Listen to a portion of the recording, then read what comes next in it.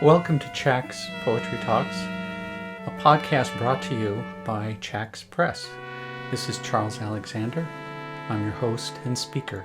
You can find Chax Press online at chax.org. And now, the podcast.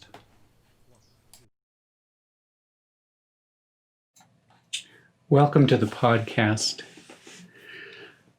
This is Charles. My own path to whatever territory in poetry now concerns me or that I now occupy actually began 40 years ago. I suppose slightly more than 40 years ago now, in the mid-1970s, with my discovery, slightly by accident and probably slightly not, of the Black Mountain Poets, a group of American poets who either taught or were students at Black Mountain College or were otherwise connected to the projects of poets that seemed to occupy that college in the mid-1950s, a time when Charles Olson was the rector or head of the college. It was a college entirely run by its faculty, no other administration. It closed in the late 1950s due to funding reasons.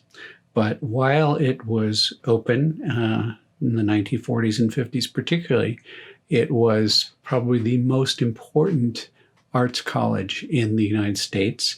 And in that last period, under Olson's leadership, it was particularly the place for American arts, certainly including poetry, writing, but also dance, performance of other sorts, music, painting.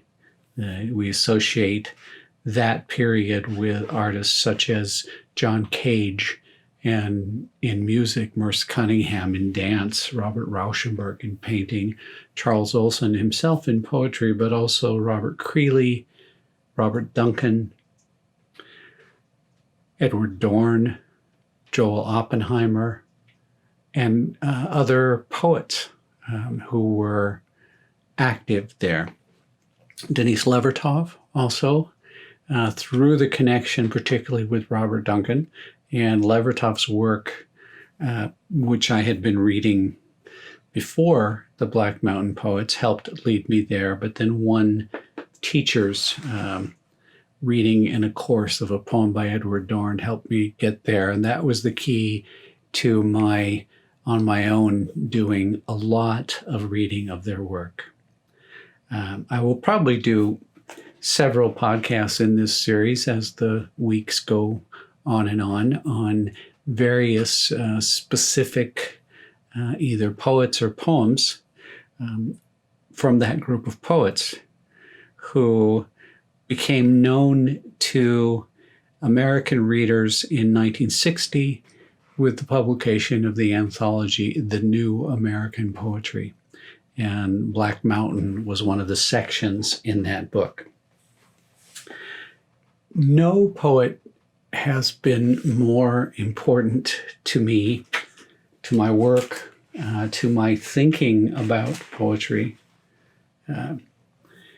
and particularly no poet that I've actually met in my life has been more important to me than Robert Creeley, who I first met in 1978 at a conference on the Black Mountain poet, Charles Olson, and remained in contact with Creeley until his death in 2005.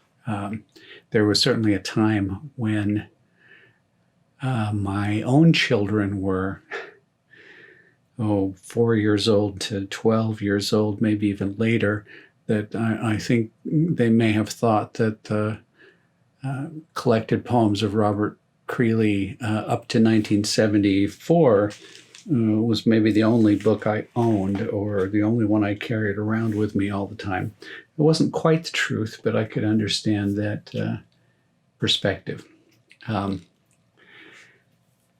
Recently, I turned to the second volume of the collected poems of Robert Creeley that came out just after he died. This was 1975 to 2005.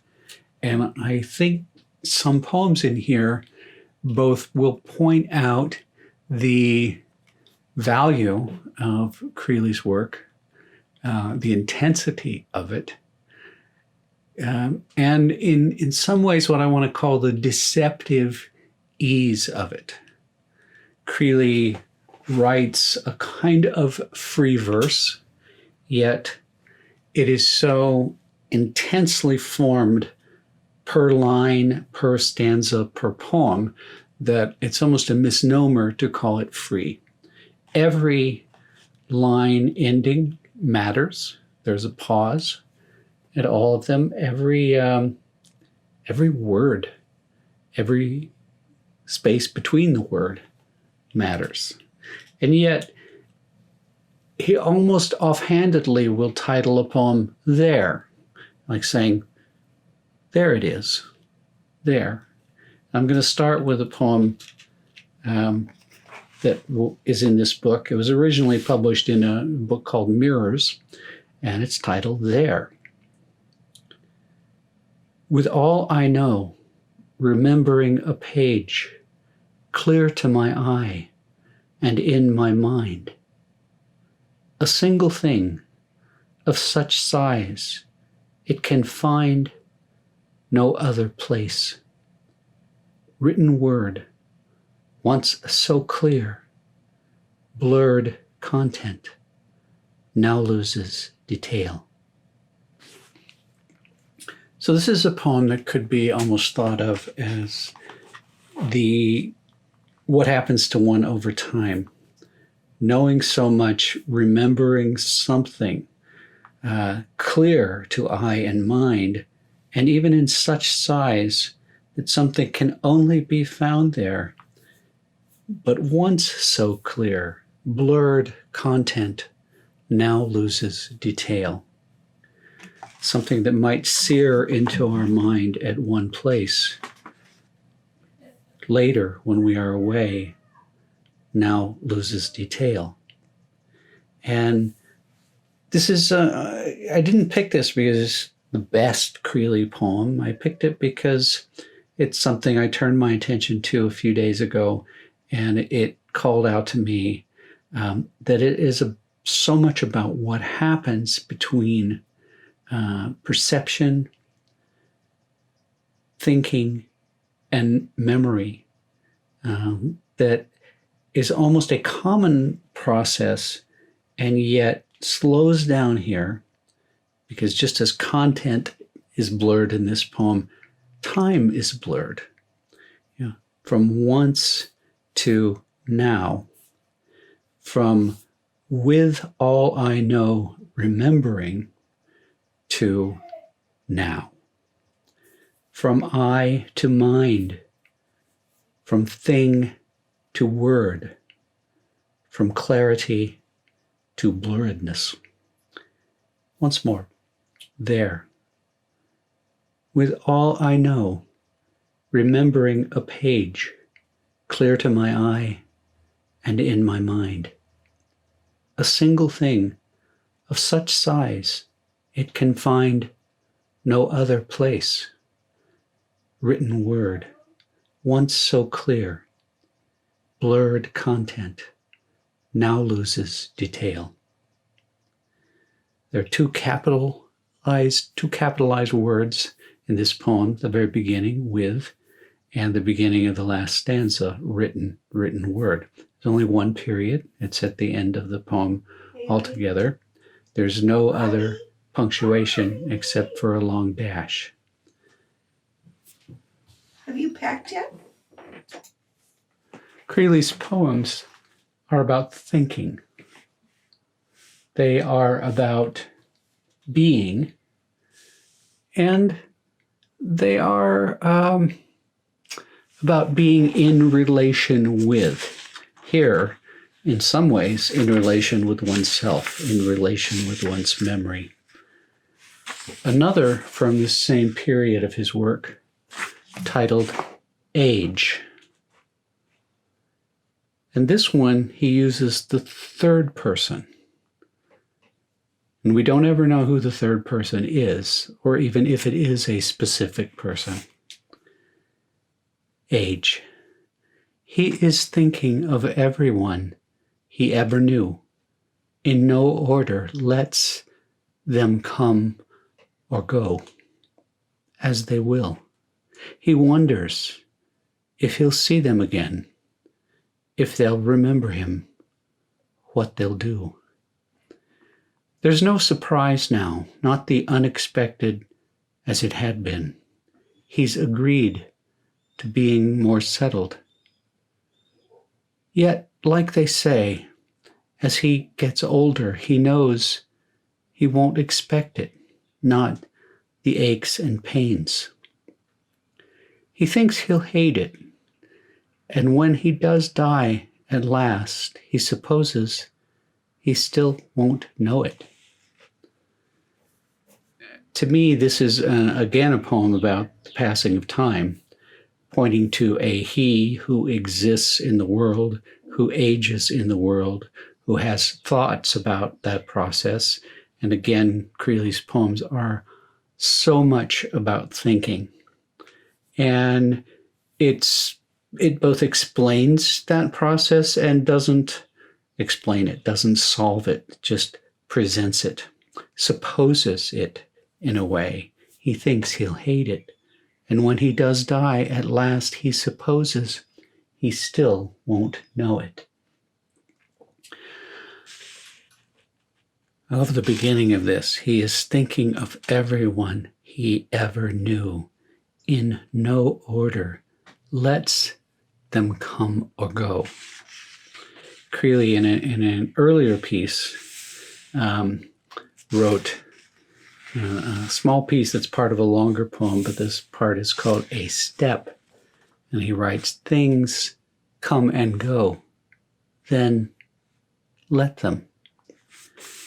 I think he might, add, if you were talking to him, as though we have any other choice but to let them.